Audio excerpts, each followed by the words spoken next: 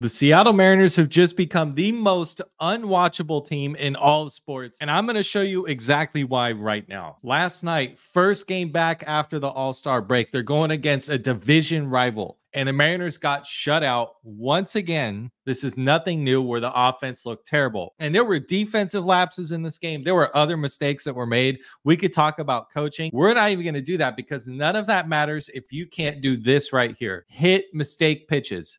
Middle fastballs right down the PP. Well, the Mariners got 15 of those last night. 15 pitches in the middle of the plate, 13 of which were fastballs, and they missed every single one of them. Let me show you. This right here is in the first inning. We got J.P. Crawford coming up, and he's going to get middle fastball, swing and a miss through that one. They're going to challenge him again. Fouls that one off. And that's the other thing you're going to notice. It's not even just a swing and miss. It's fouling it off. Weak ground balls or fly balls to the shortstop. It's just so weak. And again, you should be making them pay for putting pitches here. Here's Josh Rojas. This is in a 2-2 count. Challenge him with a fastball. Does nothing with it. Give him another one.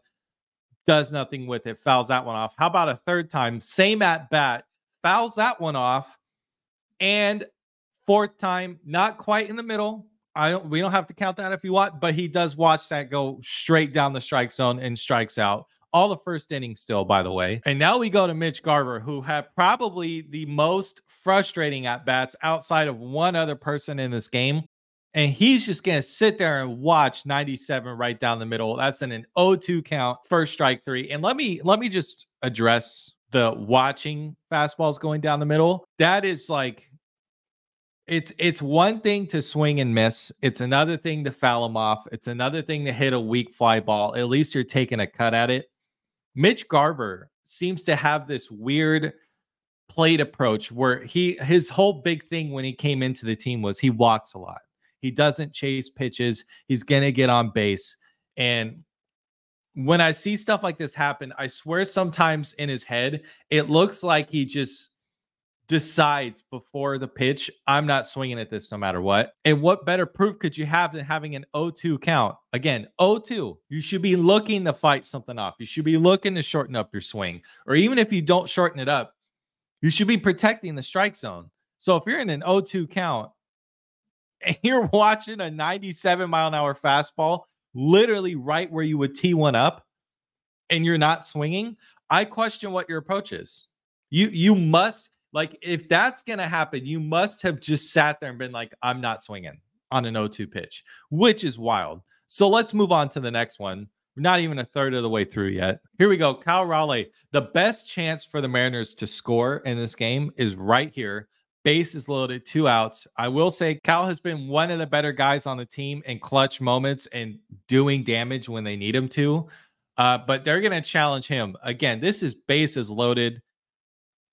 97 right down the middle. At least he took a good cut. Look at the swing. You could tell he took a good aggressive swing here. Okay. But you missed it.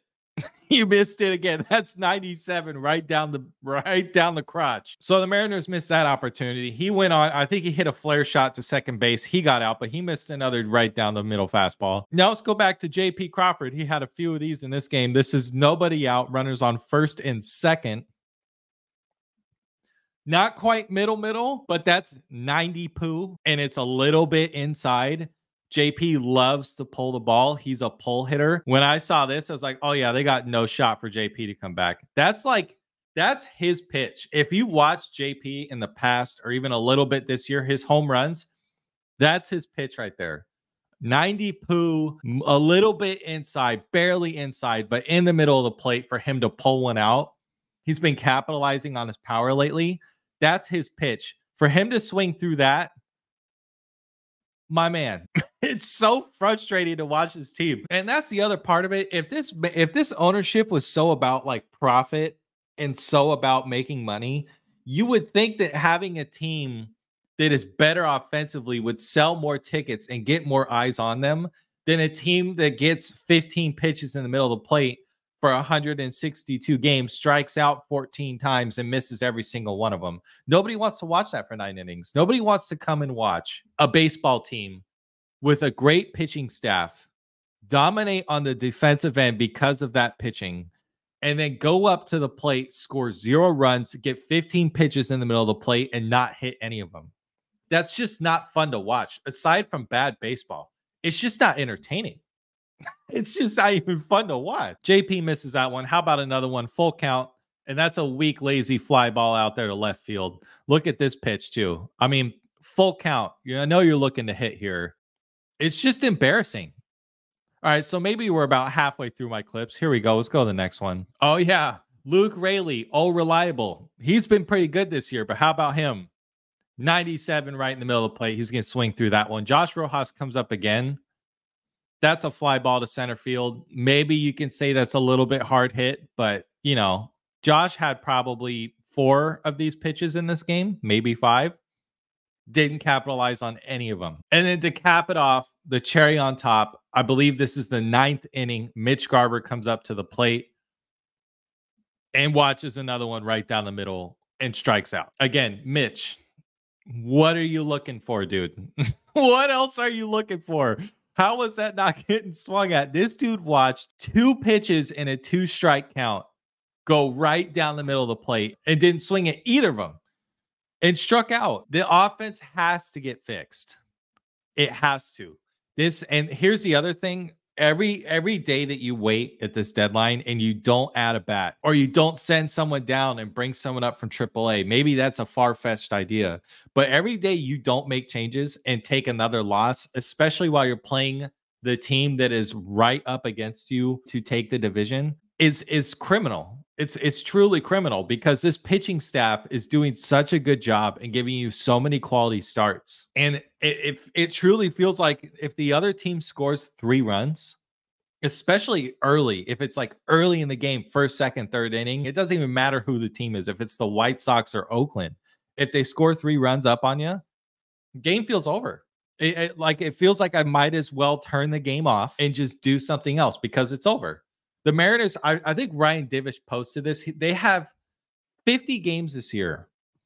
I think it was 50 games where they scored 3 or less runs out of the almost 100 that they've played so far. So half the time they score less than 3 runs. That's so unacceptable. And they lost almost all those. I think they're like 13-37 in those games. It's beyond embarrassing. Changes have to get made right now. This Houston series, they have a chance to get swept if they keep playing like this. I also heard that the Mariners got booed off the field last night. Couldn't think of a more deserving team for that. I hope they booed as loud as possible. That's from some stuff I heard from people that were at the game, and they deserve it. And maybe they'll give them the kick in the butt that they need to start, getting aggressive. Like, guys should be foaming at the mouth here. I say it all the time, foaming at the mouth, taking it as a challenge. People are throwing you down the middle of the plate and they don't think you can hit it. Can somebody please take it personally and drill one of these pitches? If you watch this point, please consider subscribing. I do baseball breakdowns all through the MLB season. Thank you so much for watching, and I'll see you guys in my next video.